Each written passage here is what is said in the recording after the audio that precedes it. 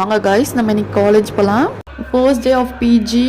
2 month பிரேக்கில் bus ஸ்டாப்லாம் கொஞ்சம் மெட்ரோ ஒர்க் நடக்கிறதுனால சேஞ்ச் பண்ணி வச்சுருக்காங்க வேறு பிளேஸில்.